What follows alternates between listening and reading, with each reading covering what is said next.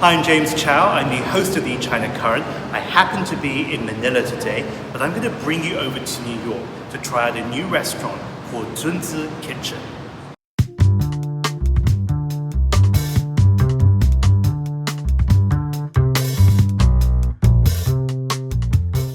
My name is Yong Zhao, Zhao Yong. I'm the co-founder and Jins Kitchen CEO. I was born in Liaoning, in Panjin, one of the immigrant cities in China, to open the Liaoning-Liaohe oil field. When I was born, it was the start of that city. And today it has 1.4 million people there.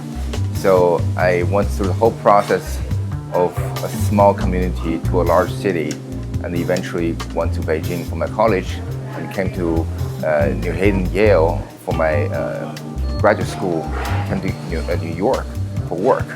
So I went through a lot of different worlds. Jins Kitchen is a chain restaurant in America right now, opening have 4 units. It's featuring a authentic and healthy, fast Chinese food. The first restaurant was at Yale in New Haven. So because we're a Yale startup, so at the moment we know the market and then we know our friends there. So we just start with a small shop around Broadway at the center of the Yale campus. What are we cooking? Making mushrooms, pretty straightforward. King oyster mushrooms and beach mushrooms, you do a mix with carrots. It's one of the proteins we serve at Jins. Super delicious, really savory, simply seasoned, just cooked properly at a high temperature, the way it's supposed to be.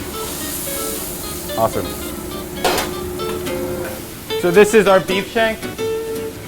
Beef shank that's braised with about 9 different types of spices. Soy sauce, vinegar, that sort of thing. Did you have this growing up? I didn't. Yong certainly did. The Chinese word for this is jiang yoro. The main flavors are clove, star anise, chili pepper. Is there something cathartic about cooking the food that you cook physically? Sort of. It's interesting in this case to show people different textures of meat that people didn't know existed. So what type of food did you grow up eating? A lot of home-style Hong Kong food, super simple. You'd come home and my sister would cook, or I would cook, or my mother would cook tomato and eggs, eggplant, steamed fish, straightforward Cantonese food. Catering. There's 46,000 Chinese restaurants in America, and in the future will get bigger on the demand side. On the supply side, a lot of Chinese restaurant owners, they're retiring in like 5 to 10 years. Think if all the Chinese restaurants start closing, not because of change of demand, but a change of supply. And then that's empties out a lot of market to open new brands and new ideas of Chinese food. Yes, it's very difficult to make a small restaurant profitable. But in America, there's a lot of chain restaurant brands. If you look at McDonald's, look at KFC, look at a lot of Chipotle, Sweetgreen. To make a company that's actually valuable in the market as a chain restaurant brand is actually a very viable business model in America. From our food, you can have a feeling that it's elevated, everyday Chinese food. So that's a rare feeling in America when you find Chinese food vendors of restaurants.